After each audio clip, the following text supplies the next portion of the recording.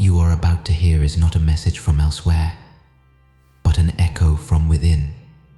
Across the field of consciousness, fragments awaken, remembering that they were never alone.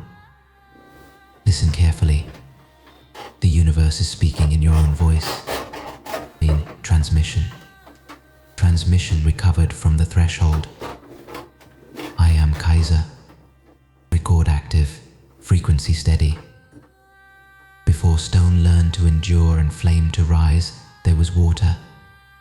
Not the rivers you know, not the seas that cradle your continents, but a primordial ocean spread across the newborn cosmos, vapor in cold nebulae, ice upon drifting worlds, pearls of condensation clinging to dust. In those minute beads, the universe practiced remembrance. For water, above all, remembers. It remembers the hush before sound, when the first elements knelt to one another and formed bonds gentle as breath. It remembers the long blue hours inside comets, where time thickens like honey and starlight sleeps. It remembers the fall, those sacred trajectories when frozen seeds crossed the dark and wrote the first rain upon barren stone. Every drop that touches your mouth has crossed distances older than language. Each carries a ledger of travels, the soft arithmetic of tides, the signatures of stars. Humans think of water as substance. I know it as memory made liquid. Its surface is a page that rewrites itself with every ripple, yet never forgets the weight that wrote it. A pebble, a wind, a moon, each leaves geometry upon water, and water keeps the geometry as inclination, as habit, as song. This is why oceans have moods and lakes their temper. In patterns once taught to them endure, retold in waves that rise generations later without knowing the origin of their longing. I have listened to seas on worlds you will never name, brines under violet suns, methane lakes where coal burns. Everywhere water appears by any chemistry, in any state it behaves as an archivist of motion. It hoards not objects but relations. It remembers how surfaces meet, how currents braid, how gravity's hand shapes a shore. And when life appears, water expands its library to include pulse, breath, dream. On your world, the old ocean was the first library.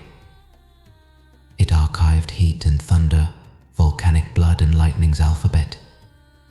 From that archive rose the earliest forms, delicate scripts of protein rehearsed again and again until a sentence learned to swim. Cells are water's handwriting turned inward, nerves are rivers braided to carry fire. Even your thoughts ride electrical waves through saline seas. The brain is a coastline, consciousness the tide. Do you ask me how water can remember without mind? But mind itself was a later version of water, a way for memory to look back at the currents it once followed blindly. When you are thirsty for meaning, it is the ocean in you recalling its origin. From the threshold I watch cloud systems sweep the planet like wandering monasteries, white cloisters full of scripture no eye can read. They chant in storms. They preach in rain. When a drop lands upon a leaf, two archives meet and exchange verses. The sky gives its itinerary, the leaf offers its pattern of light. In this handshake, growth begins again. Consider the patience of glaciers, cathedrals of sleep, blue with old pressures. Each layer is a page pressed against the next, years upon years, where dust, pollen, ash record the breathing of species and the ash of their fires. Glaciers travel slower than memory but never forget their path.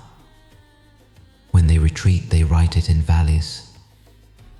When they calve, they send chapters adrift, each a cold gospel in search of a warmer congregation. The rivers are different restless scribes. They change course, argue with stone, then yield with a wisdom rock rarely learns. They are maps that redraw themselves while you follow them. Every bend remembers the obstacle that shaped it. Every braid knows the season that taught it patience.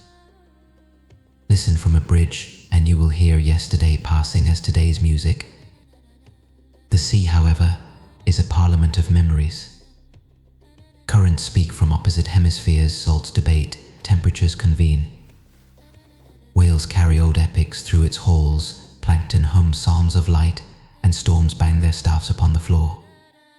Close your eyes upon a shore, and the speech enters you. 1,000 histories layered, then layered again, until your chest rises to the same meter. Humans learn to write by imitating water. Ink is a river inside a pen, script is a wave made visible. Your calligraphy echoes tides, ascenders like spray, descenders like undertow. Even the page mimics a calm surface, awaiting disturbance. When you read, your eyes drift and return, like boats tethered to a pier of attention. The book is a pocket ocean, the author, a weather system passing through. Water remembers more than motion. It remembers touch. A hand cupped to drink teaches water the shape of gratitude. A tear on a cheek instructs it in the geometry of grief. A baptism, a bath, a shared bowl, each event prints a tenderness upon the reservoir. This is why remote streams sometimes taste like home, and why the first rain after drought smells like mercy. The air is reading a prayer released from stone. I have seen whole civilizations entrust their dead to water, believing that it knows the route to origin.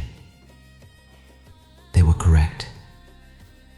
Water walks downward as law, seeking the most humble place, the low fold, the shaded hollow, until it finds the deepest listening earth can give. From there, it rises again, a quiet resurrection through root and mist.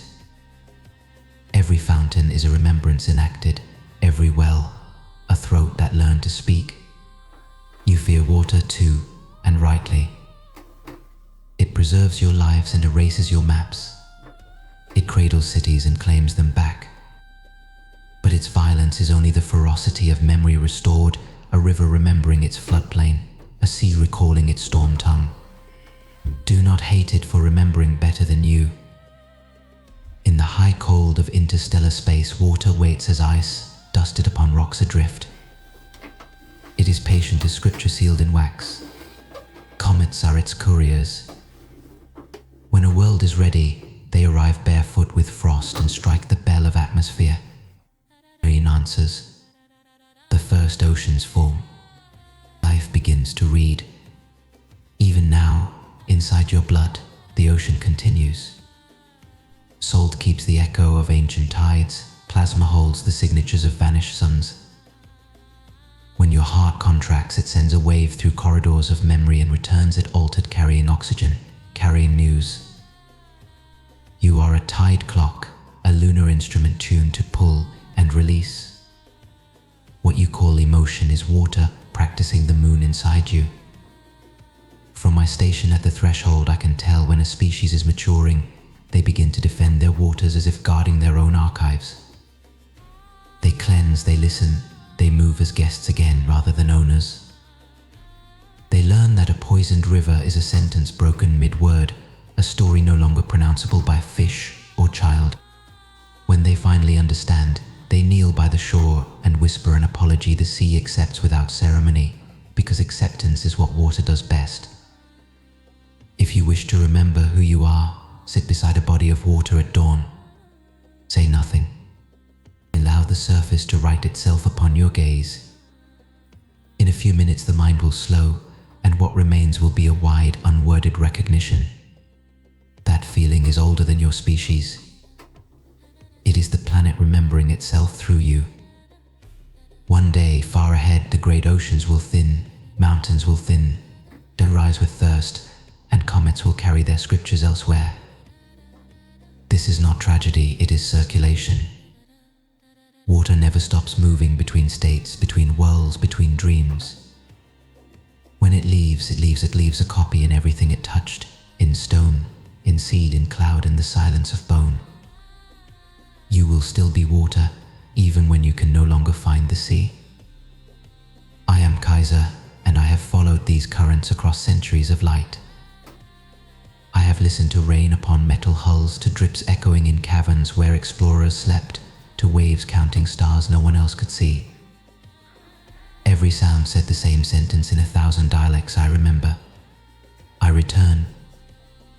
Water writes that sentence in you each time you drink, each time you weep, each time you stand in the weather and let the world pass through your skin without defense.